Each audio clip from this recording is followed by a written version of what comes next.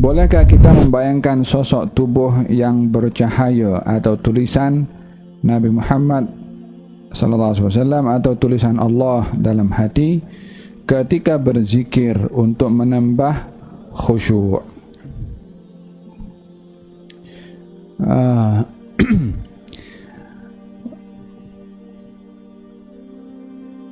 Di dalam berzikir kepada Allah Subhanahu wa taala terdapat beberapa adab yang perlu untuk dipegang oleh seseorang. Yang pertama adalah sukunul a'dha, tenangnya tubuh badan, yakni tidak bergerak ke sana kemari. Lebih ketenangan anggota tubuh badan lebih membawa kepada khusyuk. Kemudian yang kedua sukun, tenang di sekeliling. Jangan tengah bising sana bising sini, tak boleh nak fokus nanti. Atau sedang nak berzikir sementara di sekeliling kita orang banyak bercakap. Nah, yang ketiga memahami makna zikir yang dibaca. Menghadap qiblah, bahagian daripada adab-adab untuk mendapatkan khusyuk ketika berzikir kepada Allah. Menyatukan antara hati dengan lisan ketika berzikir, yakni ketika hati berzikir, lisan pun ikut sama berzikir, walaupun yang utama pada zikir itu adalah di dalam hati, hanya agar supaya dapat lebih konsen dan fokus apa yang ada dalam hati diungkapkan melalui lisan untuk diperdengarkan oleh telinga kita. Dengan demikian dalam zikir tadi hati berzikir, lisan berzikir, telinga mendengar zikir, lebih membawa kepada fokus ketika berzikir. Kemudian safa'ud dzihn,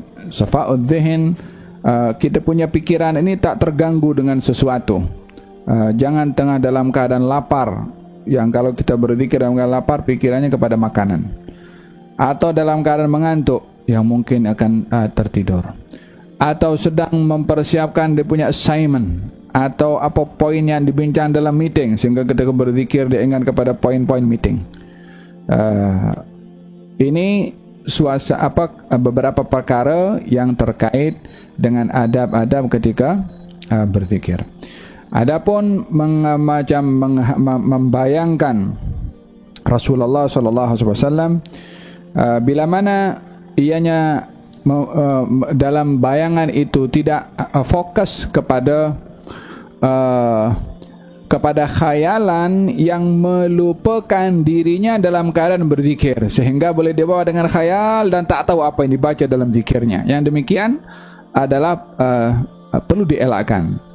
Tetapi bila mana membayangkan akan kehadiran atau keberadaan Rasulullah sallallahu alaihi wasallam ketika bersalawat, untuk kita dapat lebih khusyuk ketika bersalawat, perkara yang sedemikian adalah membantu kepada orang itu untuk khusyuk dalam berzikir atau dalam bersalawat kepada Nabi Muhammad sallallahu alaihi wasallam. Hal ini diambil daripada baginda Rasulullah pernah bersabda kepada para sahabat, katanya, sempurnakan rukuk dan sujud kamu, sesungguhnya aku dapat melihat kamu daripada belakang seperti mana aku melihat daripada hadapan. yakni di sini Nabi memberikan sebab kenapa para sahabat diperintahkan untuk sempurna dalam rukuk dan sujud, sebab Nabi tengok.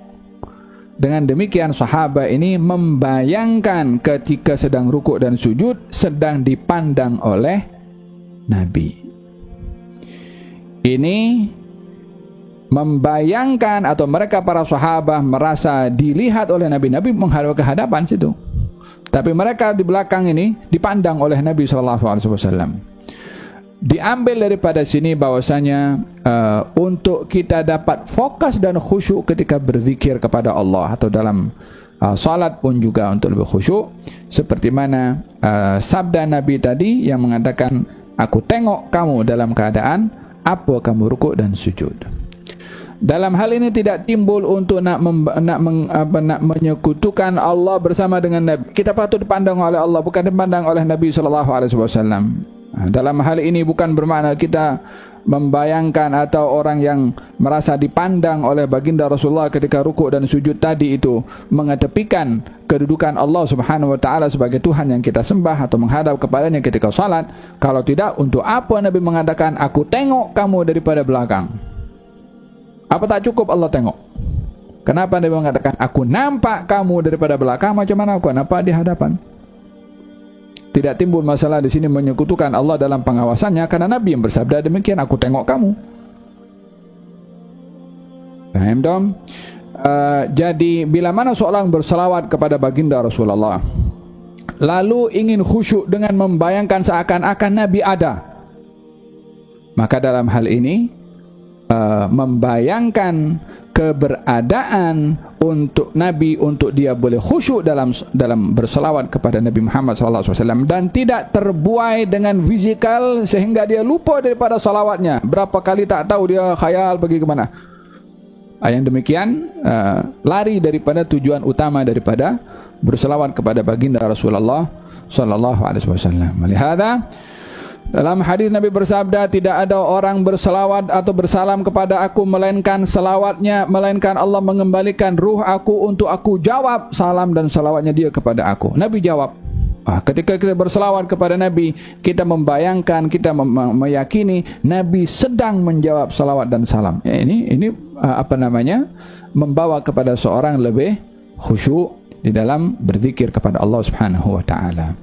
Adapun membayangkan Allah Subhanahu wa taala, tentunya dalam hal ini ketika berzikir kepada Allah Subhanahu wa taala, pengawasan Allah Subhanahu wa taala kepadanya adalah menjadi faktor utama untuk dia lebih fokus dan khusyuk ketika berzikir. Allah tahu isi hatinya, supaya dia tidak ada hal-hal yang mengganggu hatinya ketika berzikir dengan niat-niat yang tidak baik, sebab Allah tahu isi hati seseorang ketika berzikir kepada Allah Subhanahu wa taala.